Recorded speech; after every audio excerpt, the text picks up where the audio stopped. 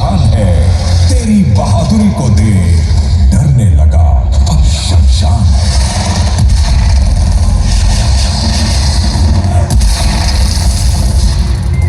Ladies and gentleman, देवियों और सज्जनों, आप सभी का आज के इस शुभ अवसर पर स्वागत है। मैं आप सभी को मेरे साथ आमंत्रित करता हूं एक अद्भुत, असाधारण और रोमांच भरे सफर पर।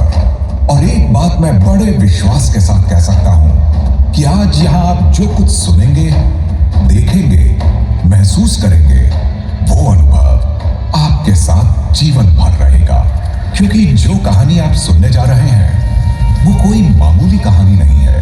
ये कहानी है हमारे देश के वीर योद्धाओं के शौर्य की, हमारे शहीदों के बलिदान की, हमारे साहस भरे इतिहास की।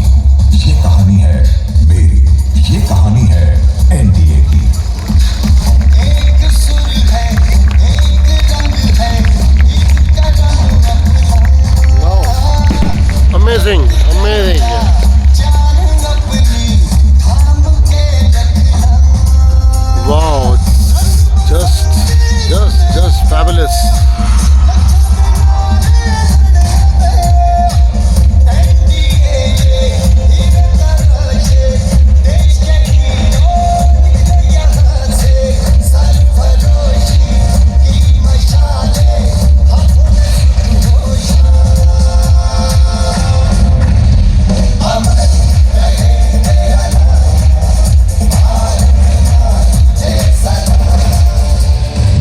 सैन्य इतिहास को आकार देने का बहुमूल्य काम नेशनल डिफेंस एकेडमी ने पिछले 75 सालों में किया है।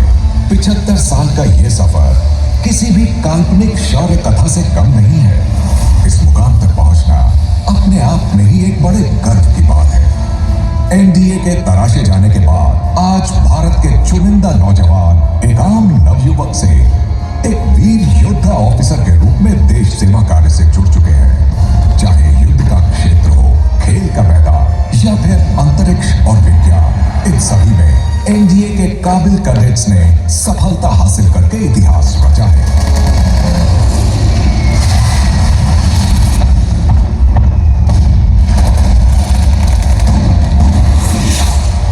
दूसरे महायुद्ध के पश्चात यह साबित हो चुका था कि जंग जीतने के लिए तीनों सेनाओं का एकजुट होना अनिवार्य है। और इसी सोच के कारण मेरा यानी द नेशनल डिफेंस एकेडमी का जन्म हुआ। 2 मई 1945 को भारत के commander in chief field marshal sir Claude J Auchinleck की अध्यक्षता में एक कमेटी स्थापित की गई। उस वक्त के लिए एनडीए जैसी ज्वाइंट ट्रेनिंग एकेडमी बनाने की कल्पना अपने आप में ही बहुत अनोखी थी। आजादी के बाद सरदार वल्लभ भाई पटेल ने मेरी स्थापना का बीड़ा उठाया और साथ ही तत्कालीन प्रधानमंत्री पंडित नेहरू ने भी देश के विकास और सुरक्षा के लिए एकेडमी के निर्माण की यह महत्वपूर्ण बात संसद में सबके सामने मजबूती से रखी। Our great nation can advance only if our forces are united. Our army, our navy, and our air force draw their men from all parts of the country and are symbols of unity and homogeneity. I wish all of us can imbibe that spirit. फलस्वरूप academy को जीवित करने के लिए चारों ओर मानो हलचल शुरू हो गई हो।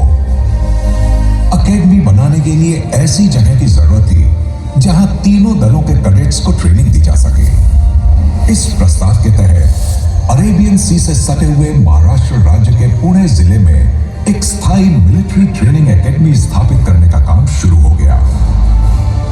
मिलिट्री ट्रेनिंग के लिए योग्य टेरेन और लोहेगांव में एयर बेस की मौजूदगी को देखते हुए खड़गवासला में यह एकेडमी बनाने का फैसला लिया गया।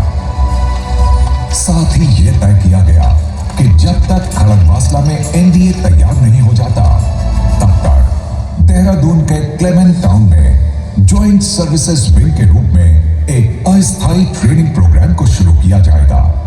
6 अक्टूबर 1949 को तत्कालीन प्रधानमंत्री पंडित जवाहरलाल नेहरू ने स्वयं एकेडमी की नींव रखी।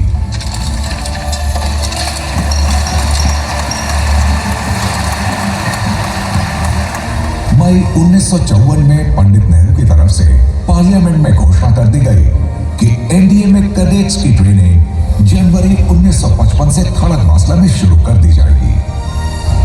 प्रधानमंत्री का यह संदेश ज्वाइंट सर्विसेज विंग के तत्कालीन कमांडेंट मेजर जनरल हबीबुल्ला तक पहुंचाया गया। मेजर जनरल हबीबुल्ला और चीफ इंजीनियर मैस्करानस ने एकजुट होकर एकेडमी को देहरादून से खड़गवासला शिफ्ट करने का काम बड़ी तेजी से शुरू कर दिया। इस ऑपरेशन को नाम दिया गया ऑपरेशन बदली। एक छोटे समय में ऑपरेशन बदली को सक्सेसफुल बनाना एक बहुत बड़ी चुनौती थी, लेकिन मेजर जनरल हबीबुल्ला को खुद पर, अपने जवानों पर, अपने कैडेट्स और एकेडमी के तमाम सिविल स्टाफ पर पूरा भरोसा था। उनके इस भरोसे की मिसाल एनडीए के हबीबुल्ला हॉल की स्थापना हुई। हबीबुल्ला हॉल को लड़ाकू विमान का आकार दिया गया है। 16 जनवरी 1955 में मैंने औपचारिक रूप से जन्म लिया। केंद्रीय कैबिनेट मंत्री माननीय मोरारजी देसाई द्वारा मेरा यानी एनडीए का उद्घाटन किया गया। मेरे पहले कमांडेंट थे एक जाने माने और सम्मानित सेना अधिकारी मेजर जनरल महादेव सिंह, जिन्होंने देहरादून में ज्वाइंट सर्विसेज विंग में अपनी पोस्ट का कार्यभार संभाला था।